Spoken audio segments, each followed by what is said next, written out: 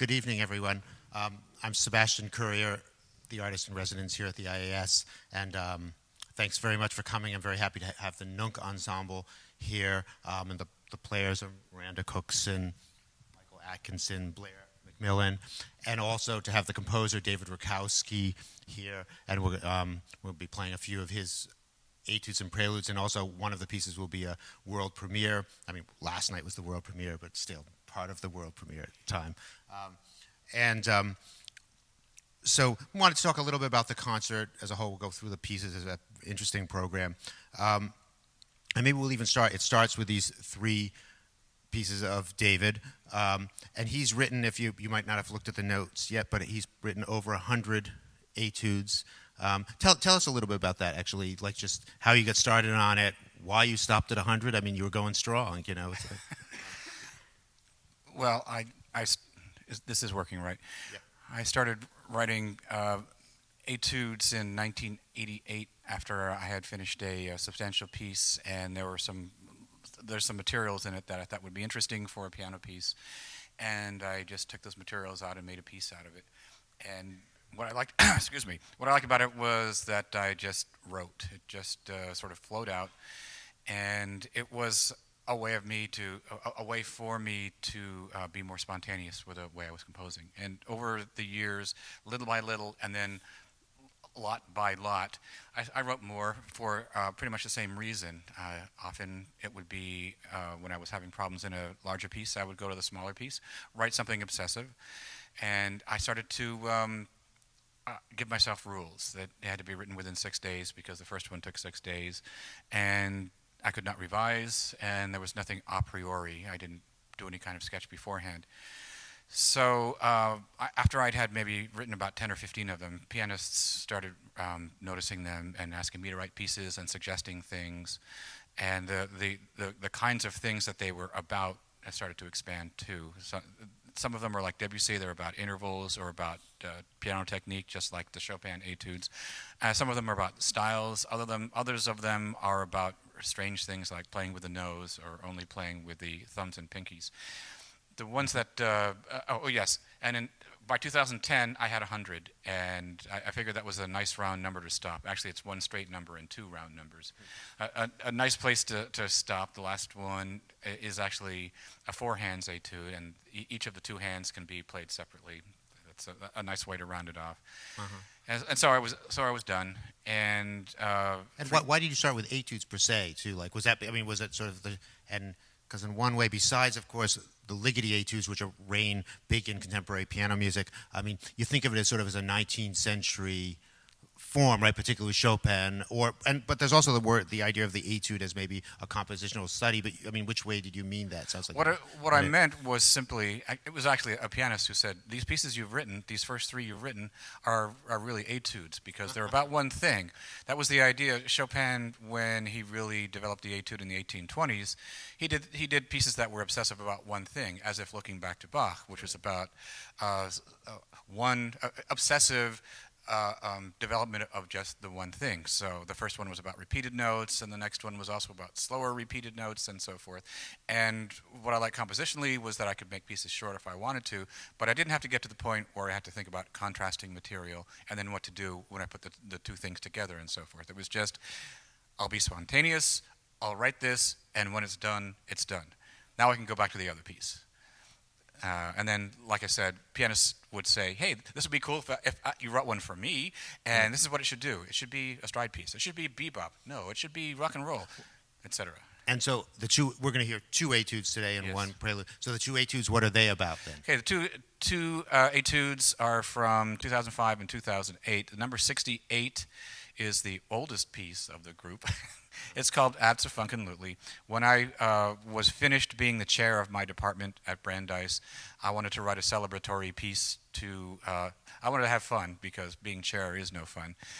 So I asked a friend, what should I do? And he said, why don't you do a piece on Tower of Power licks? And I thought, okay, that's copyright issues, but generic funk licks, I can just take one or two and make the whole piece based on them. So there are two of them that you'll hear. I could play them for you, but sure. Well, Blair, will you? No, I can play them. Oh, yeah? I can play. I can't play Okay. the piece, but I can play the licks. Okay, play the licks. These are about as generic as it gets. But these are actually in your piece, or what you were referencing? They're what they're based on, Based and, on, yeah. and you'll hear them in the very raw. Yeah, I understand. Yeah. There's that. It's not necessarily funk, but you hear that in a lot of funk pieces. And then there's this. That starts the second phrase, second strain of the piece, and so forth. So those two things are the main things that the piece is all about. Right. And I wanted to make it wild and celebratory, and it's about funk. So a lot of it is concentrated in the low register of the piano, just like funk is. Another one that Toyed together. Pardon? Toyed together. Yes. Yes. Joined together. Toyed together. Yeah. And another one is number 88, in which Blair has to play both the piano and the toy piano. Toy piano with his right hand, piano with his left hand, and sometimes with both hands. I got interested at a certain point of trying to combine two keyboards, sort of like the old Rick Wakeman keyboard things from the days of Yes and so forth. Mm-hmm. The days of Yes.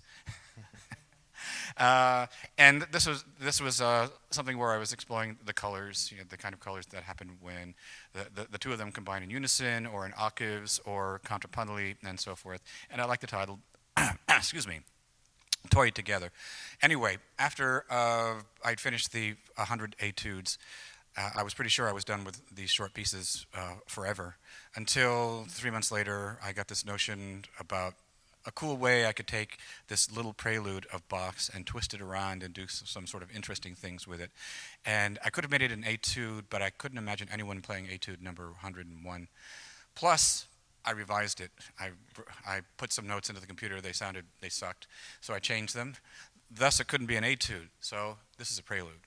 So that's number 1 is something that takes off on the little C minor prelude of Bach. And I've continued to write pieces both on suggestions of pianists and just little notions that come to me when I've got a few days to work on a piece.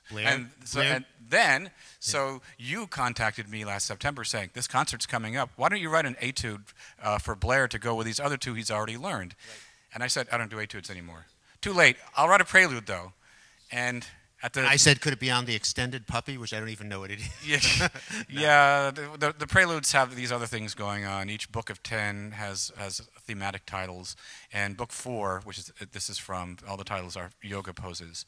So there's one called Corpse, there's one called Downward Facing Dog, and this one is called Extended Puppy. Since you had asked me to write it to fit these other two, I tried to do something where this piece was sort of like somewhere between the worlds of the other two. Rhythmic, using the high register a lot perhaps, but in this case not with pulse, but in kind of a different way with a different kind of a shape. And when the piece is about half done, I didn't have a title for it actually. I just went through my entire encyclopedia of yoga poses, and the one that sounded the most like the piece I was writing was the title I chose, Extended Puppy. So yeah, it does sound like a puppy. And Blair, does it sound like an extended puppy pose to you?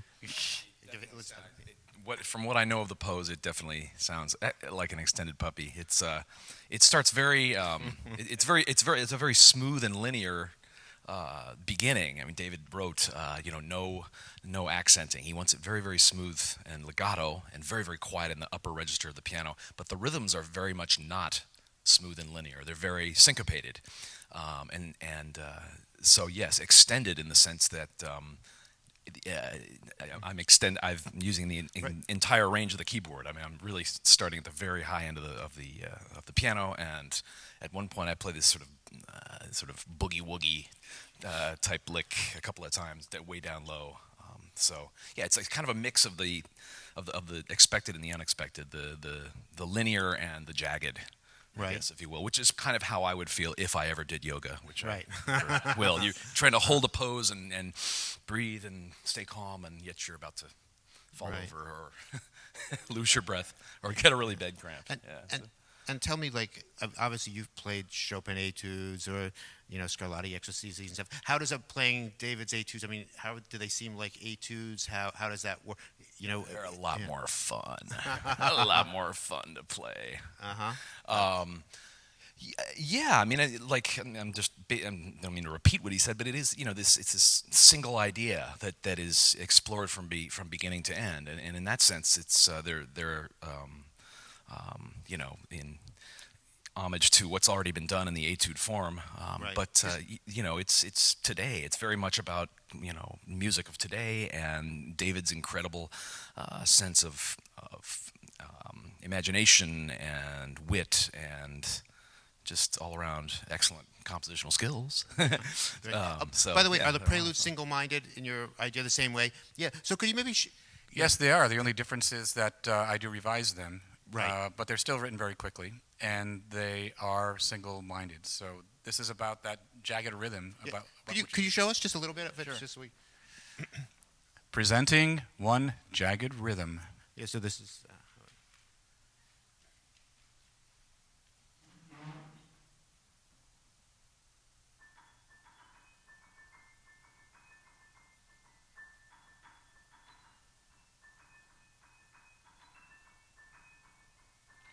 Feel free to get up and dance.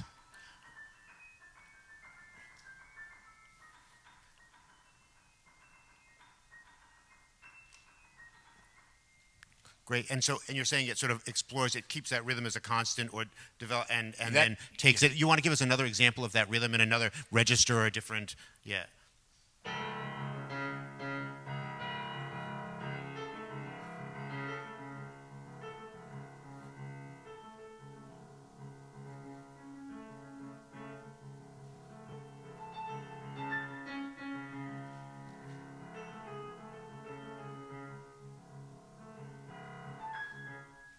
Great, thanks. Yeah, thanks.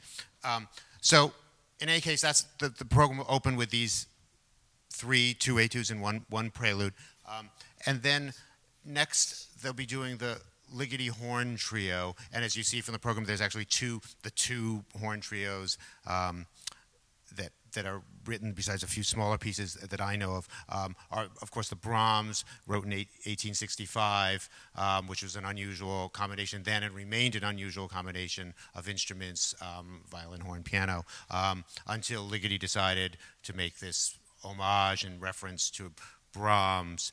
And it's an amazing piece, I think, and we were talking a little bit last night about, first of all, maybe its connection to Brahms. It's not really, there isn't so much a motivic connection. He's not using material so much from Brahms, but it does have maybe other aspects, a more general sense.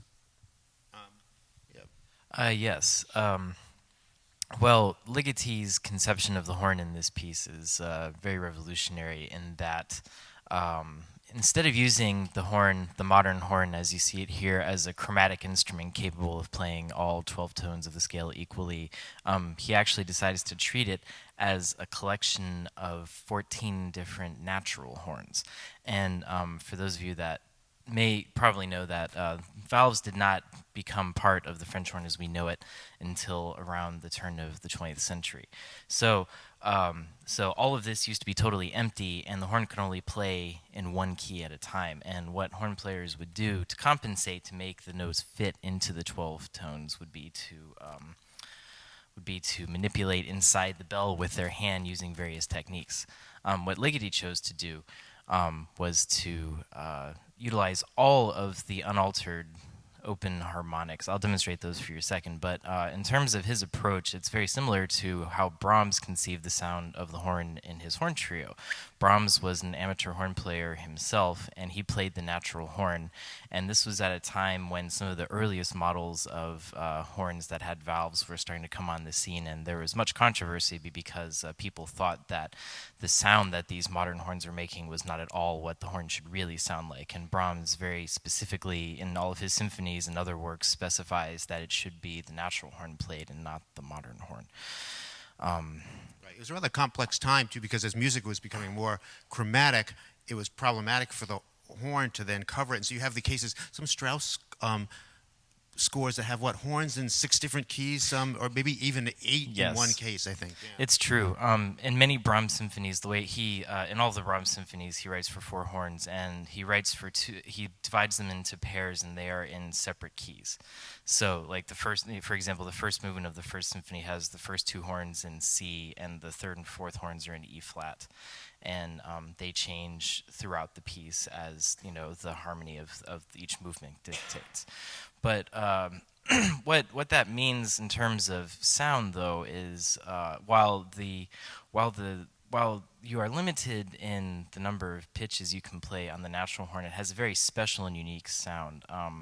Here, I'll give you a demonstration. So this is. I'll also turn this way so you can see what my hand in the bell is doing, for example. So this is just playing just a chromatic scale, on the modern horn as you would probably associate it.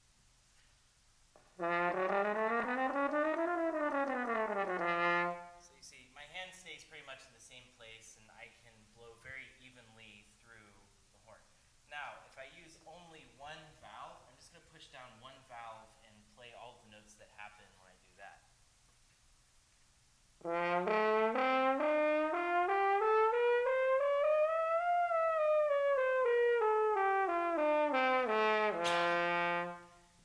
And what Ligeti instructs us to do is to pick out some of those notes specifically. So you'll hear often, here's an example of one passage that's in the piece.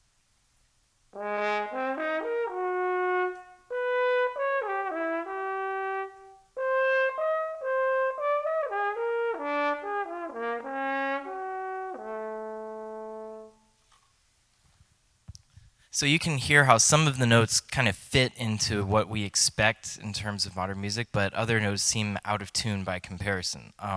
This is all very much it's very specifically prescribed in the part, and as you'll hear, it fits in beautifully with everything else that goes on harmonically, and it requires a different approach from the player because it's a very sensitive way that you have to approach playing the open harmonics because it takes a fair amount of air pressure to move a steady stream of air through all of this tubing in here, and to just localize it to one means you have to be much more finesse with your approach. In the trio, Ligeti has us doing both. We play it as a modern horn, and then we switch modes into playing it as a collection of natural horns. So it's a lot to manage. Just while we're on horn, I have a question. Can you think of a passage in the Brahms that you're playing on a modern horn, but that you finger like a modern horn, but that actually, could you play it as if it was a natural horn? Absolutely. Is there a difference? Yes, definitely. So I'll just play. This is the first. This is the theme of the first movement. I'll do it first on modern horn, and then I'll do it as approximately on natural horn using the right hand technique. At Brahms times.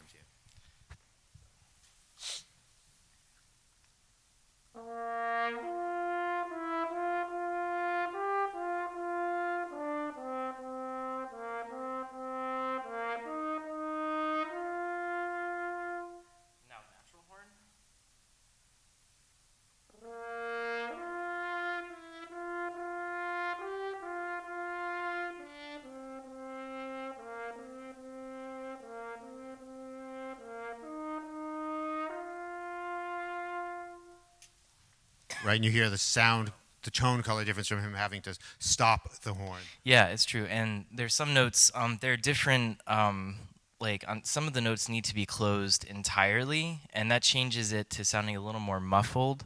And but the thing is, when you play those notes loudly, they can have a bit of a edgy, brassy sound, and oftentimes Brahms and other composers that knew the natural horn well would utilize these notes for dramatic moments in the piece, or they would use it to highlight specific notes in a chord, as it fits into the broader harmonic context. So, yeah. Great. And so Ligeti wrote this piece in 1985, and it was sort of a turning point for him and sort of music looking back, so it's fitting that it references. I mean, that it, at least the instrumentation references Brahms. I think it's his connection to not only Hungarian, but I think aren't both of them Bohemian? Is that correct? I'm pretty sure Ligeti was born in Bohemia. Wasn't Brahms? I think he was. So there's sort of this connection that way too. And we were talking about it before. Although there's no actual quotes, or at least not obviously quotes from Brahms, there are sort of quotes from the past, namely actually a piece of Beethoven, a piano sonata, Les Adieux, that has this figure that actually we refer to him as horned fifth, so it sort of relates to the horn, even though it's a solo piano piece. I wonder if you could just play the beginning of this Beethoven sonata, and I feel sure once if you get in your ear, you're going to hear it in the Ligeti quite a bit. In the score of this Beethoven sonata, he uses the word Lebewohl. Right, for farewell. Yeah. Farewell, and it's on the face of it, it's a very sad motive.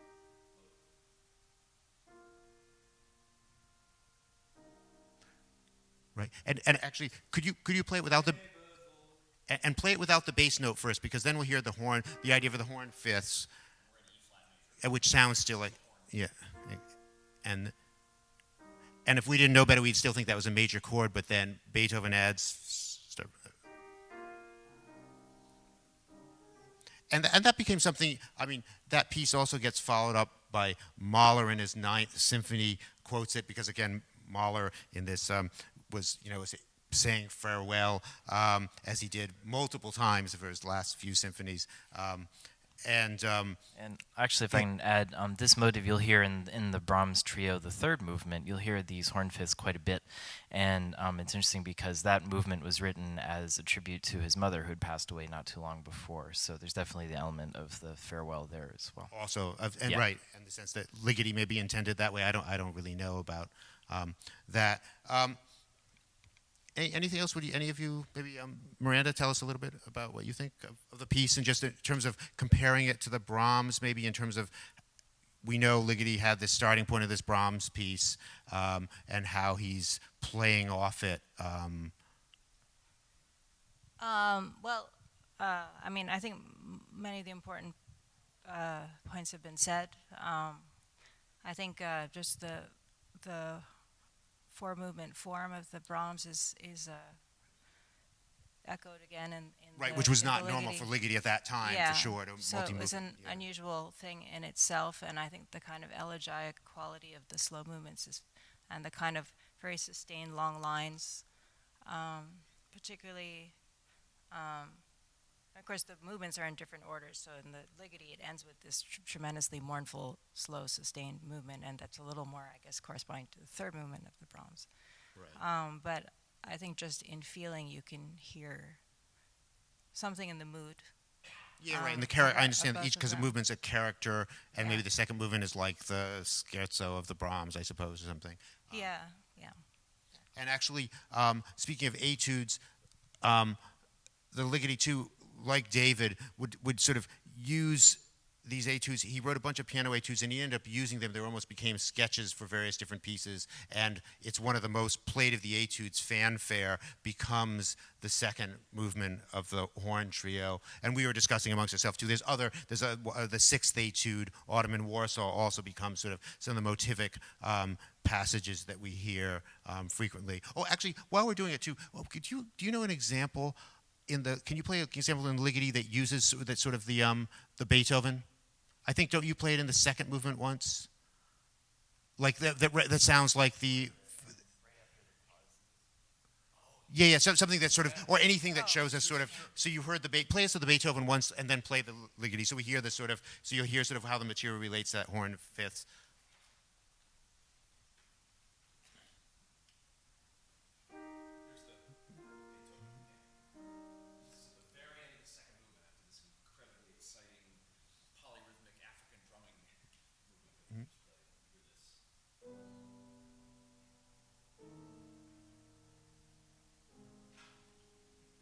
So it's a very similar sort of substituting a tritone instead.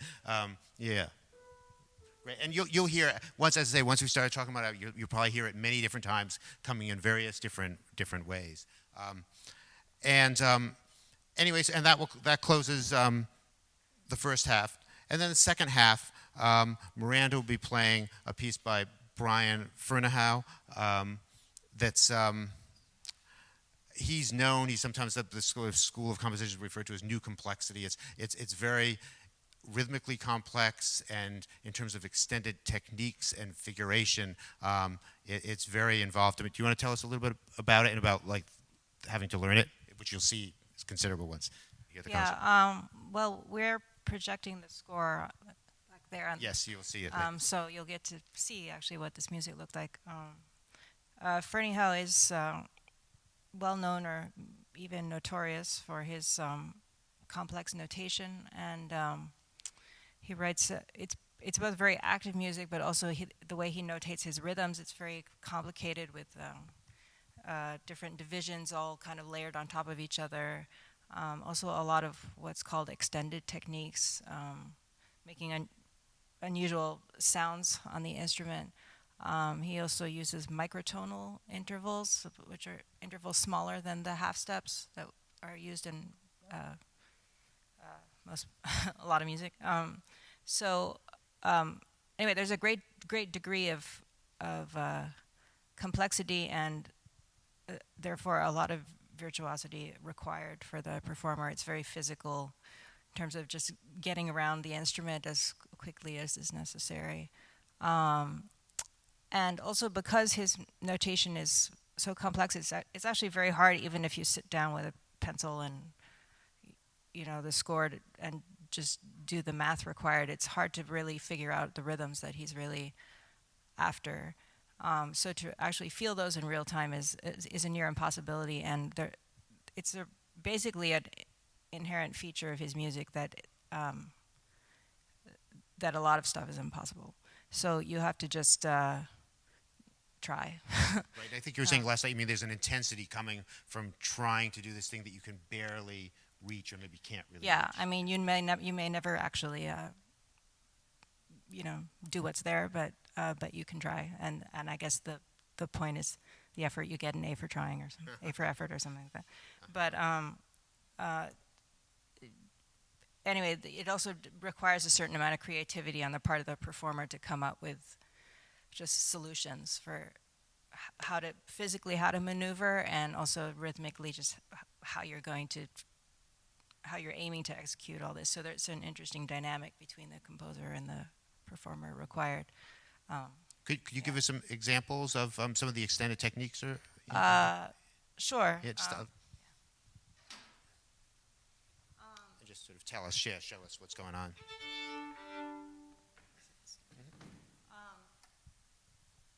Well, I mean, there are a lot of things like we use harmonic, double harmonics often, things like that. Ponticello, you can do it by the bridge. And he uses a lot of very spiky staccato things, which are not extended techniques per se, but it's particularly kind of percussive. Right, and sort of the extreme of register in that case too. Yeah, I mean, and you get a kind of grit to the sound. The microtonal thing is quite prevalent throughout the piece, so this is so that I'm not playing horribly out of tune. It's actually, this is what's meant. This is how the piece starts.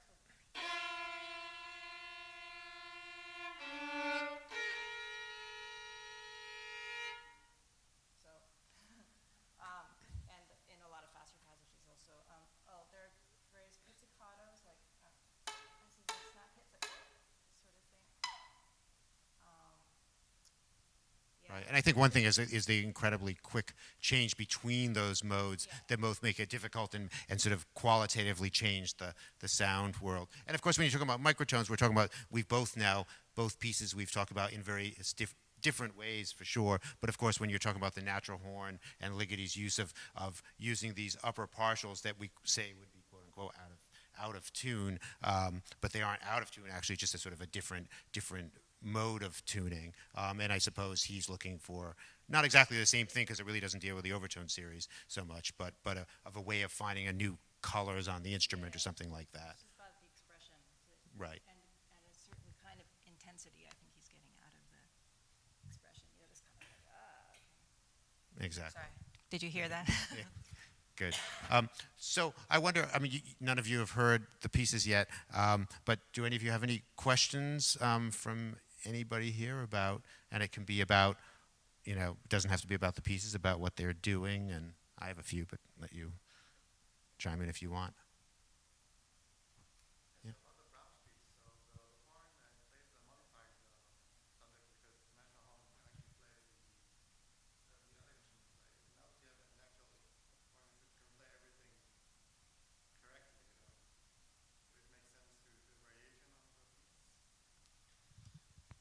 Am I understanding correctly that you're wondering,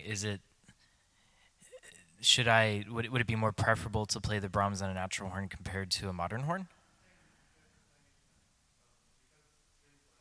Yeah. Yeah. You modify, you don't actually change the notes themselves. It's just you're using like a workaround to make it fit into the scales that everybody else are playing. So it's just on the modern horn, what I do when I move my valves is that I move instantly between different sets of overtone series where I can get every note without having to do anything strange with my hand in the bell. And that just makes everything sounds very even and open in terms of the sound resonance. Whereas so like before, you would hear some notes where kind would stick out and some wouldn't. So really the modern horn solves that problem of making it chromatic by just enabling the player to pick the best, most open notes of the overtone series for the Brahms.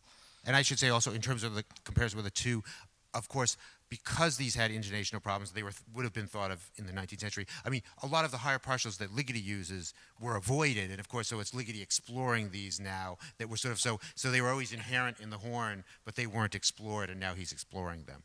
Yeah, that's true. But it is a complicated and interesting subject for sure. And it is interesting to know I wouldn't know. Do you know the 19th century point of view? Was it always a sense of a problem that needed to be solved with horns, or did some people think, oh, these contrasts are great, don't take them away? Something I don't know much about. Yeah, well, I have noticed through my almost 30 years playing the instrument that horn players tend to be a conservative bunch, and everybody tends to think that the way it used to be is the best way it should be in terms of the ideal of sound. I think that what was going on around the time of the invention of the valve is that people were just so used to the horn having a certain sound quality and character within the orchestra. And when this was introduced, I think that it added weight to the instrument, which made it resonate more, which made them louder and probably took on a more shrill sound that people were not used to.